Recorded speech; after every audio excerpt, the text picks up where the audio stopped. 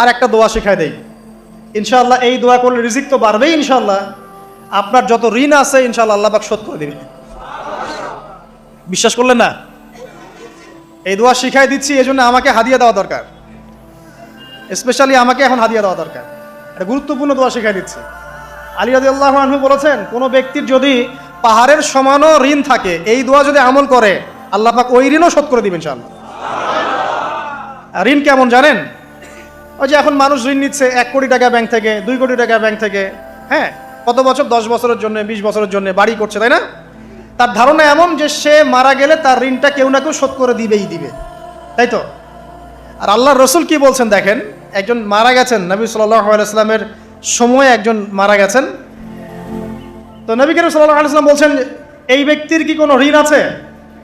একজন সাহাবী বলেন, হ্যাঁ ইয়া রাসূলুল্লাহ, তো ঋণ আছে। নবীজি বললেন, তোমরা ওর জানাজা পড়ো, আমাকে ডেকো না। তোমরা ওর জানাজা পড়ে নাও, আমি জানাজা পড়তে চাচ্ছি না। আমি এখন কেমন করে আপনাকে বুঝাবো ঋণ কত ভয়ঙ্কর জিনিস? আপনি যে ব্যাংক থেকে 3-4 কোটি টাকার লোন নিয়ে রাখছেন, লাখ লাখ টাকা লোন নিয়ে বসে আছেন, দিব্যি সুখে বসে আছেন, এমন চিন্তায় যে আপনার মৌত হবে না। আর নবী সাল্লাল্লাহু আলাইহি ওয়াসাল্লামের সময়ে একজন মারা যাচ্ছেন, তিনি বলছেন তোমরা জানাজা পড়ে নাও, আমি জানাজা পড়তে চাচ্ছি না। মানে ঋণগ্রস্ত ব্যক্তি জানাজাও তিনি পড়তেন না। তারপরে একজন এসে বললেন, ইয়া রাসূলুল্লাহ, আমি তার ঋণ শোধ করে দিব, তার যা ঋণ আছে আমি শোধ করে দিব। তখন নবী এসে জানাজা পড়লেন সাল্লাল্লাহু আলাইহি ওয়াসাল্লাম। তো আপনার এই কোটি কোটি টাকা ঋণ শোধ করার লোক তো রেডি আছে নাকি? আছে না? সমস্যা নেই, আপনার জানাজা পড়া হবে, কারণ হুজুরকে আপনি 5,000 টাকা দিবেন, হুজুর জানাজা পড়াই দিবে, কোনো সমস্যা নেই। তারপরে আপনার মিলাদও হবে, আপনার একটা বড়সড় দোয়াও হবে ইনশাআল্লাহ। কিন্তু আল্লাহ পাক বলেছেন যে শহীদ, আল্লাহর পথে যুদ্ধ করে শহীদ হয়েছে, এই ব্যক্তির আত্মাও ঝুলে থাকে যতক্ষণ পর্যন্ত না তার ঋণটা শোধ করা হয়। এবার বলেন আমি কি বুঝাবো আপনাকে? আর কিছু বলতে হবে? তো এখন সেই দোয়া শিখাচ্ছি আপনাদেরকে, যে দোয়া শিখলে আপনারা ঋণ থেকে বাঁচবেন ইনশাআল্লাহ। কত দিবেন বলেন? আচ্ছা, হ্যাঁ, এই তো, শুকরিয়া। দোয়া করবেন যেন আল্লাহ পাকের দিনটাকে আল্লাহর জমিনে প্রতিষ্ঠা করতে পারে। আমার সাথে বলেন, দোয়াটা হচ্ছে আল্লাহুম্মা ইকফিনি বিহালালিকা আন হারামিকা ওয়া আগনিনি বিফদলিকা আম্মান সিওয়াকা। এই দোয়াটা ছোট না, এটা মুখস্থ করবেন, সেজদায় পড়বেন, নামাজের সেজদায় পড়বেন, আত্তাহিয়াতু দরুদ শেষ তারপরে পড়বেন, নামাজ শেষে হাত তুলে করবেন, যখন তখন শেষ রাতটা করবেন, ইনশাআল্লাহ দেখবেন আপনার ঋণ বলতে কিছু থাকবে না ইনশাআল্লাহ। যদি থাকেও, বড় কোনো ঋণ থাকেও, আল্লাহ পাক অন্য কোনো মাধ্যমে এটা শোধ করার ব্যবস্থা করে দিবেন ইনশাআল্লাহ। ইনশাআল্লাহ। যে দারিদ্রতা দূর করতে চান, সচ্ছলতা চান, কয়েকটা কাজ করেন। এই যে বললাম, 1 নাম্বার সূরাতুল ওয়াকিয়া তেলাওয়াত করেন, 5 ওয়াক্ত নামাজ জামাতে পড়েন, ডেইলি কিছু সময়ের জন্য কোরআন তেলাওয়াত করেন, আর আল্লাহর কাছে রিজিক চান, জিকির বেশি বাড়ায় দেন। পারবেন না ইনশাআল্লাহ? আমার জীবনে এমন ঘটনাও ঘটেছে, এটা এখন গল্পটা মনে পড়ে গেল তাই বলছি, যে 1,20,000 টাকা ঋণ আছে আমার, শোধ করার কোনো অপশন নাই আমার কাছে। আমার চোখে ধরা পড়ছে না যে 1,20,000 টাকা আমি কেমনে দিব। কি হলো, হঠাৎ করে আমরা একটা সার্কুলার দেখলাম যে সারা বাংলাদেশে ইসলামিক ট্যালেন্ট খোঁজা হচ্ছে। 2000, এটা মনে হয় 17 কি 18 সালের কথা, হ্যাঁ 18 না, আচ্ছা 18। তো হ্যাঁ, আলোকিতকে। তো এখন আমার ওয়াইফ বলছেন যে আপনি এটাতে অ্যাপ্লাই করেন। আমি অ্যাপ্লাই করবো, এটা তো আলেম ওলামাদের প্ল্যাটফর্ম, আমি এখানে জেনারেল থেকে আসা মানুষ, কেমন করে কি। তো সে বলছেন না, আপনি পারবেন ইনশাল্লাহ, আপনি পড়াশোনা করেন, ইনশাল্লাহ পারবেন। তো আমি দেখছি আগে প্রাইস কি আছে, কষ্ট তো করবো, আগে দেখি পুরস্কারটা কি। তো পুরস্কারটা দেখছি যে একটা ওমরা করাবে। ওমরা করা তো যে কারোর জন্য একটা মানে স্বপ্নের ব্যাপার না, ওমরা করা তো সবাই আমরা খুব পছন্দ করি। আল্লাহ পাক আমাদেরকে বেশি বেশি ওমরা করার তৌফিক দেখ। আর লেখা আছে যে ফার্স্ট প্রাইজ 3 লাখ টাকা, second prize 2 lakh, third prize হচ্ছে 1 লাখ টাকা। তো ছিলাম, আচ্ছা ঠিক আছে। তখন আমি একটা জবও করি, আমি কিন্তু চাকরিও করেছি এক সময়। তো এখন জব ছেড়ে দিলাম, জবে থাকলে আমার এখন পড়াশোনা হবে না। তারপর টানা 4 কি 5 মাস দৈনিক 10 থেকে 12 ঘন্টা করে পড়েছি, টানা 4 থেকে 5 মাস দৈনিক 10 থেকে 12 ঘন্টা, নাওয়া খাওয়া সব ওখানেই। আর যতটা সহজ মনে করছেন, আসলে কিন্তু প্রতিযোগিতা অত সহজ নয়। আসলে যে কোনো জায়গা থেকে প্রশ্ন আসতে পারে, আকিদা, সিরাত, ইতিহাস, এটা ওইটা অনেক টপিক। প্রায় 36টা বিভাগ আছে। তো আলহামদুলিল্লাহ কিভাবে জানি আস্তে আস্তে উঠতে পারলাম। গিয়ে দেখলাম যে হ্যাঁ, টিভি রাউন্ডে চলে গেছে। আমি তেমন কিছুই করি নাই, আমি শুধু পরিশ্রম করেছি, আল্লাহর কাছে বেশি থেকে বেশি দোয়া করেছি যে আল্লাহ আমার ঋণ আছে, ঋণ শোধ করতে হবে একটা। এবং আমি চাচ্ছি যে এই প্রোগ্রামের মধ্য দিয়ে দিনের একটা বড় সার্কেল পাওয়া যায়, দিনী প্ল্যাটফর্ম পাওয়া যায়। তো আলহামদুলিল্লাহ আল্লাহ পাকের ইচ্ছায় সেখানে একটা ভালো রেজাল্ট হলো এবং সেখানে ওমরাও করা হলো আলহামদুলিল্লাহ। এবং ক্যাশ তারা খুব তাড়াতাড়ি দিয়ে দিয়েছে।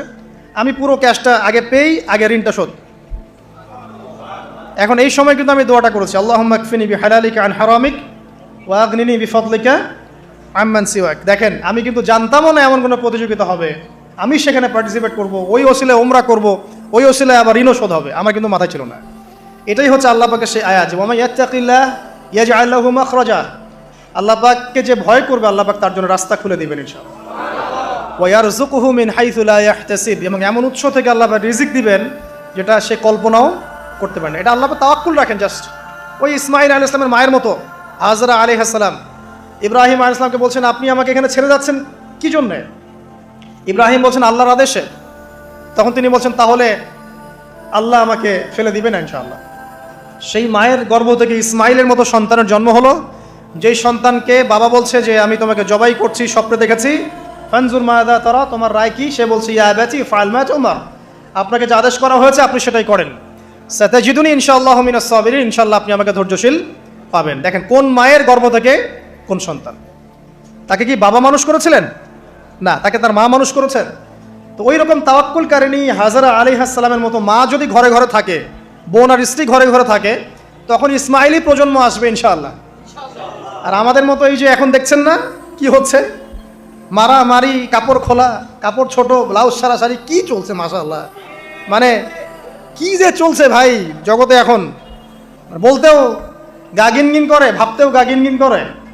কিছু নসিহত করব, এটাতেও মন থেকে একটা বাধা চলে আসে যে আসলে কি করব, কি বলবো। মানে একটা বিষয় থাকে না যে পরিস্থিতি এমন খারাপ যে কথা বলার ভাষ্য থাকে না এমন একটা, যে আপনি হতবাক হয়ে গেছেন, বাকরুদ্ধ, আর কি বলবেন। এখন এই বাকরুদ্ধ হওয়ার সময় চলতেছে, বাকরুদ্ধ হওয়ার সময়, মানে বলার আর কি নাই, কিছু নাই, কি বলবেন। আস্তে আস্তে কাপড় খুলতে এখন বিকিনি পরে ঘুরতে চায়। এন্ড বলে যে কয়দিন পর বিকিনি পরেই ঘুরবে। দেখেন, মানে ওরা চায় যে পশ্চিমারা যেমনে চলে অমনেই চলুক সবাই। ওটা কি লজ্জাশীলতার পরিচয় হলো? আশ্চর্য একটা বিষয়। মানুষকে দেখেন, মেয়েরা কলেজে পড়তে গিয়ে মেয়েরা কি করতেছে এখন দেখেন, কলেজে পড়তে গিয়ে মেয়েরা কি করতেছে দেখেন। আর আপনি আপনার মেয়েকে কলেজে ওখানে পড়তে পাঠাচ্ছেন, ওখানে হোস্টেলে রাখছেন, যেখানে একটা মেয়েকে নবী সাল্লাল্লাহু আলাইহি ওয়াসাল্লাম মাহরাম ছাড়া সফর করতে নিষেধ করছেন, সেখানে আপনি আপনার মেয়েকে কোন শিক্ষায় শিক্ষিত করার জন্য রাতের পর রাত সেখানে কাটাচ্ছেন? আর তারা নিজেরাই বলছে যে মেয়েদেরকে ফোর্সফুলি যৌন কাজে বাধ্য করা হচ্ছে।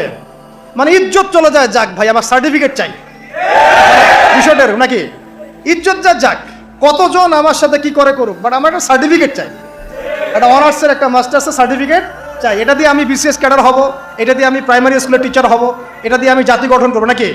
পরে এরাই তো আপনার ঘরে বউ হিসেবে আসবে, মানে আপনার কি অবস্থা হবে চিন্তা করেন এখন। তা আমরা আসলে ভাই কোথায় আসি এখন? আল্লাহ পাক আমাদেরকে বোধোদয় দান করুক, দোয়া করি। তবে একটা হাদিস না বললে আমি এখান থেকে সরতে পারতেছি না। এই কথাই নবী সাল্লাল্লাহু আলাইহি ওয়াসাল্লাম বলেছেন, হুবাহু এই কথাই, একদম এটাই, যে ফিতনা ধেয়ে আসছে, লা ইলাহা ইল্লাল্লাহ, ফিতনা ধেয়ে আসছে। তার স্ত্রী জাইনাব বিনতে জাহাশ তিনি বলছেন, ইয়া রাসূলুল্লাহ সাল্লাল্লাহু আলাইহি ওয়াসাল্লাম, আনুহলিকু ওয়া ফিনা সালিহুন, আমাদের মধ্যে সৎ মানুষগুলো থাকা সত্ত্বেও কি আমরা ধ্বংস হয়ে যাব? সুন্দর প্রশ্ন না? নবীজি বলছেন, নাম, তোমরা ধ্বংস হয়ে যাবে। ইদা কাসুরাতিল খাবাস, যখন এরকম নগ্নতা, বেহায়াপনা, অশ্লীলতা ছড়িয়ে পড়বে, তখন সৎ অসৎ, আলেম জালেম সব ধ্বংস হয়ে যাবে। জাতি গঠন করবেন, সব ধ্বংস। আল্লাহ পাকের গজব সময়ের ব্যাপার মাত্র। আল্লাহ পাক শুধু আসমানি বালাই দেন না, জমিনি বালাও দিতে পারেন। আল্লাহ পাক মুসলিমে ফাসাদ লাগিয়ে দিতে পারেন। আল্লাহ পাক বহিঃশত্রুকে আপনার উপর চাপিয়ে দিতে পারেন। আল্লাহ পাক দুর্ভিক্ষ দিতে পারেন। আল্লাহ পাক মহামারী দিতে পারেন। আল্লাহ পাক কুন বললে ফায়াকুন হতে পারে। সে আল্লাহকে ভুলে গিয়ে এইসব প্রগতিশীলতার নামে যখন নগ্নতার চর্চা হচ্ছে, অশ্লীলতার চর্চা হচ্ছে, আর আমরা এগুলো সব মুখ বুঝে সহ্য করছি, মাদক, পর্ন, জেনা, ব্যভিচার, সব চলছে চোখের সামনে, আমরা কিচ্ছু বলার নাই, সুদ ঘুষ সব চলছে। এটা সময়ের ব্যাপার যে আল্লাহ পাকের গজব কখন আসবে। আর যখন আসবে আলেম জালেম কাউরে ছাড়বে না ইনশাআল্লাহ, আমারে আপনারে কাউরে ছাড়বে না ইনশাআল্লাহ, দেখে নিয়ে। আরেকটা কথা নবীজি বলছেন, দুই শ্রেণীর মানুষ আসবে কিয়ামতের আগে আগে, আমি দেখি নাই। তখন সাহাবীরা বলছেন, কারা ইয়া রাসূলুল্লাহ? একজন বলছেন, এক শ্রেণী হচ্ছে এমন এক শ্রেণীর পুরুষ। কারা এরা? পুরুষ, যাদের হাতে লম্বা লম্বা লাঠি থাকবে, লাঠি, এই লাঠি দিয়ে তারা মানুষকে পিটাবে। কি আপনারা বুঝতে পারেন না কারা? আপনি নিজেও তার মধ্যে আছেন, আপনার ভাইও তার মধ্যে আছে। আপনি এবং আপনার ভাই দুজনেই এই কাজ করছেন, ভাইয়ে ভাই মারামারি করছেন, সবার হাতেই লাঠি আছে না? আছে। অথচ উভয় মুসলিম, আর একজন মুসলিম যখন আরেকজন মুসলিমের এগেনস্টে যুদ্ধ করতে যায় বা এরকম মারামারি করতে যায় না, যে মরবে আর যে মারবে উভয়ই অপরাধী, উভয় অপরাধী। হাদিস রিয়াদুস সালেহিন বইয়ের মধ্যেও আছে, দেখে নিয়ে। তারপরে দ্বিতীয় শ্রেণী হচ্ছে, নবীজি বলছেন নিসাউন, এক শ্রেণীর মহিলা আসবে, আমি দেখি নাই। মানে ওই যুগে ছিল না, আইয়ামে জাহেলিয়াতের বর্বর যুগেও এরকম মেয়ে ছিল না। তার মানে বুঝতে পারছেন, আইয়ামে জাহেলিয়াতের যে যুগটাকে এখন বর্বর বলে না, বর্বর, সেকেলে, মধ্যযুগীয় এইসব কথা বলে না, ওই যুগেও এই মানুষগুলো ছিল না। তার মানে নবীজি বলছেন আমি দেখি নাই, লাম আরাহুমা, আমি ওদেরকে দেখি নাই। তারা কারা? নিসাউন, এক শ্রেণীর মহিলা, কাসিয়াতুন আরিয়া, যারা কাপড় পরবে বাট নগ্ন থাকবে, কাপড় পরবে কিন্তু নগ্ন থাকবে। মুমিলাত মাইলাত, নিজেও মানুষকে আকৃষ্ট করবে আবার নিজে আকৃষ্টও হবে। তারা জান্নাতে যাবেও না, জান্নাতের গন্ধও পাবে না। নেন এবার এখন দেখেন, একটু ভেবে দেখেন যে আমার ঘরে কি সেরকম মেয়ে আছে কিনা, আমার ঘরে সেরকম বোন আছে কিনা, আমার ঘরে তেমন ওয়াইফ আছে কিনা। এখন যদি আপনি আল্লাহ এবং তার রাসূলকে সর্বোচ্চ অগ্রাধিকার দেন, আল্লাহর ওয়াস্তে ওদেরকে ঠান্ডা মাথায় বোঝানোর চেষ্টা করেন, বোঝান যে তাদের ফাংশনটা কি, দুনিয়াতে ওদের ফাংশন কি, দুনিয়াতে মেয়েদের ফাংশনটা কি, একটা পরিবারে একটা মেয়ের ফাংশন কি, স্বামী স্ত্রীর সম্পর্কের মধ্যে মেয়ের ভূমিকা কি, স্ত্রীর ভূমিকা কি, এগুলোকে বুঝান। তবে হ্যাঁ, এক শ্রেণীকে আপনি বুঝিয়ে কুল পাবেন না, পরিস্থিতি বোঝেন। পরিস্থিতি বুঝলে আমাদের করণীয় বের হয়ে আসবে।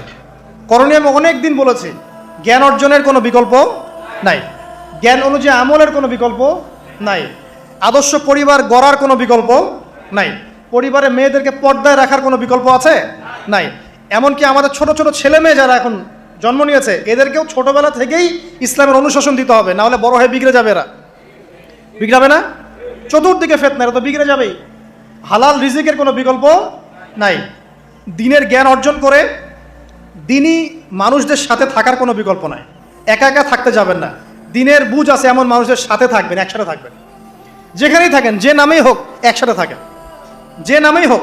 ইসলামে তো অনেক দলাদলি আছে না? আচ্ছা হোক, এটা নিয়ে এখন কথা বলার দরকার নাই, যে কোনো ব্যানারেই হোক থাকেন, অ্যাটলিস্ট আপনি ভালো মানুষদের সাথে থাকেন, এটা ভালো হবে ইনশাআল্লাহ। আল্লাহ চাইতে দেখবেন সবার মাঝে একসময় ঐক্য দিয়ে দিতে পারেন, আল্লাহ পারেন না? আর যারা ইন্টেনশনালি উম্মার ঐক্যের বিরোধী, এদেরকে আল্লাহ পাক ধ্বংস করে দিবেন ইনশাআল্লাহ, সমস্যা নেই। কারণ আল্লাহ বলে তো একজন আছেন, তিনি সব দেখেন ইনশাআল্লাহ। আর হচ্ছে আপনার জ্ঞানটাকে ইসলামের কল্যাণে কাজে লাগান, আপনার সম্পদ, আপনার জানমাল, এটাকে ইসলামের কল্যাণে কাজে লাগান, দ্বীনের প্রচার প্রসার করতে থাকেন। আক্রমণাত্মক হবেন না, শৈথিলতাবাদীও হবেন না, চরমপন্থী হবেন না, আবার এই যে গোলালু মার্কাও হবেন। গোলালু কি মানে? সব তরকারিতেই চলে।